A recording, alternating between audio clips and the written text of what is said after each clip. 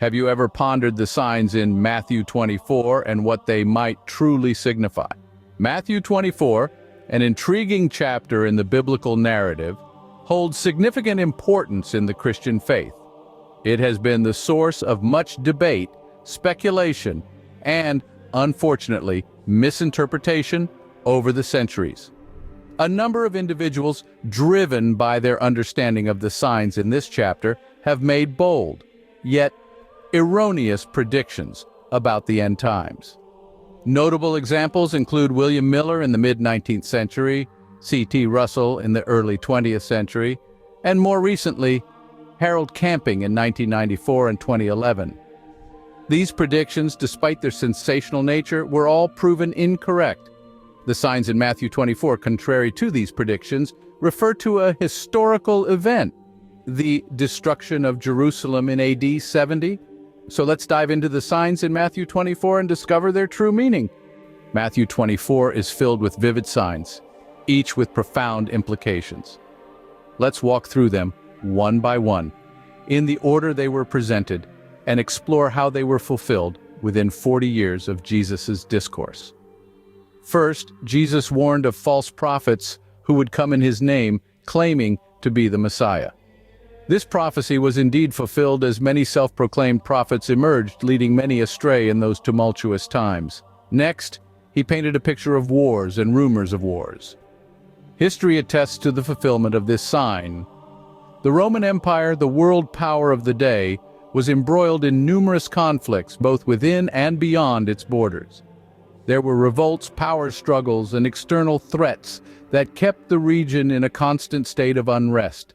Jesus also foretold famines and earthquakes, natural calamities that would shake the world. And true to his words, records show that several significant earthquakes and famines occurred in various parts of the Roman Empire within that 40-year time frame. But perhaps one of the most heart-wrenching signs was the persecution of believers. Followers of Jesus were subjected to intense persecution, facing hatred and even death for their faith. This was a dark period of trials and tribulations for the early Christian community. And then there was the preaching of the gospel to all nations. Despite the severe persecution, the good news of Jesus' love and salvation spread across the Roman Empire and beyond, reaching even the farthest corners of the known world. Each of these signs was like a piece in a grand puzzle, coming together to form a clear image of what was to come. And what was that image? It was the impending doom of Jerusalem, a city that was once the heart of Jewish religious life but was destined for destruction. These signs, all fulfilled within a generation, point unmistakably to the destruction of Jerusalem. But how do these signs connect to the catastrophic event of Jerusalem's destruction in AD 70? Well, let's delve into that. The signs described in Matthew 24 were not mystical forecasts of a far-off future. Rather, they were urgent warnings about events that the first-century believers would experience in their own timeline. The signs were prophetic words spoken by Jesus himself, signaling the downfall of Jerusalem. The discourse was not about speculative future events, but about a forthcoming catastrophe that would impact the very generation of Jesus' followers. For instance, the wars, famines, and earthquakes mentioned were not abstract predictions, but concrete realities that the people of that time were about to face. The signs were all fulfilled within 40 years of Jesus' discourse, as stated by Jesus in Matthew 24:34. So, Matthew 24 was a forewarning to the people of Jerusalem about the imminent destruction of Jerusalem. So, what does all this mean for us today? Well, let's reflect on what we've discussed.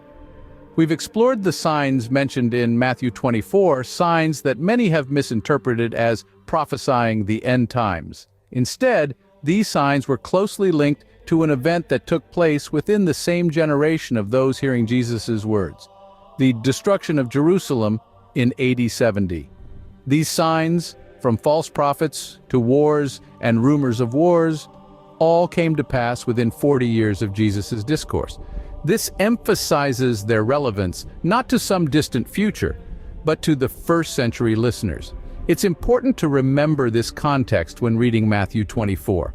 We need to be cautious of sensational claims about predicting the end times, as history has shown us time and again that these predictions often miss the mark. It is true that Jesus also talks about the final judgment day, but not until we get to verse 36. There we see a transition from talking about signs in those days to a day that only the Father knows. Since Jesus will come like a thief in the night, and we have no signs to go by.